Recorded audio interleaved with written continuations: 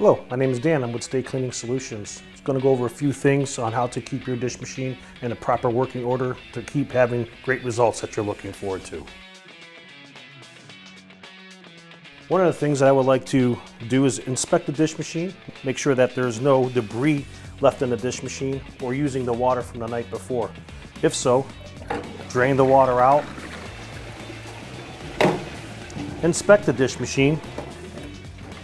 Clean out any kind of screens, look inside visually. Place the screen back. Inspect the dish machine, there's nothing else in there. Clean that out if needed. Let's start and fill up the dish machine then.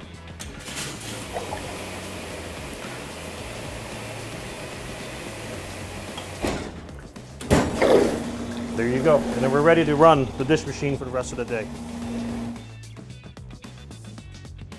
Let's talk about our chemicals. Make sure you have the right chemicals in the right bucket. We have the red bucket for the detergent. The white lid bucket is the chlorine for your sanitizing.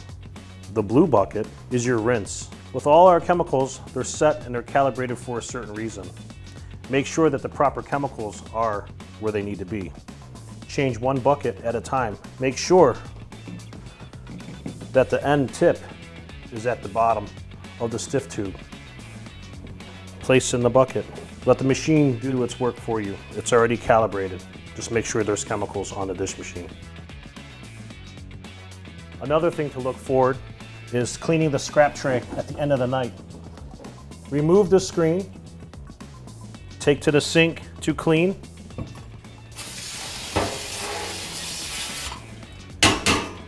Place back into its spot. This will prevent clogs and also cut down on fruit flies. When testing the dish machine, make sure you have the proper testing strips. For a low temp dish machine, you'll be using the chlorine.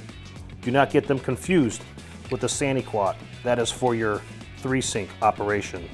Make sure that you read the directions for that when you do need to test.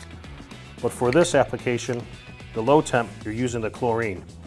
Make sure your test strip is in between 50 and 100.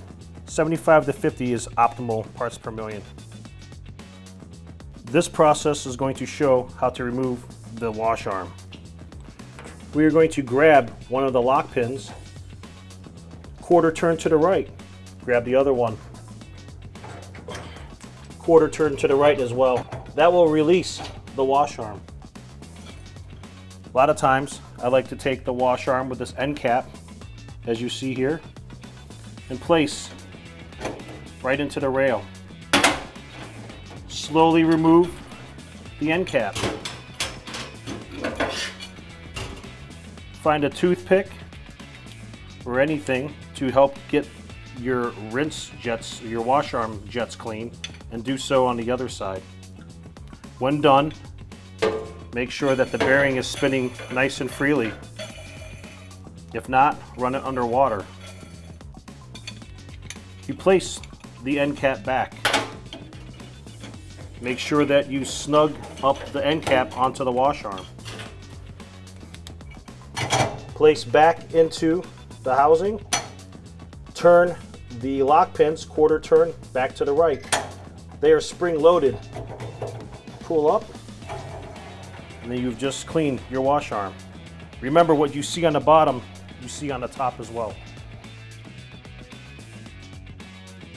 If you have any further questions about commercial dish machine maintenance, Stay Cleaning Solutions provide commercial dish machine leasing and maintenance, as well as any helpline of emergency issues that may come up.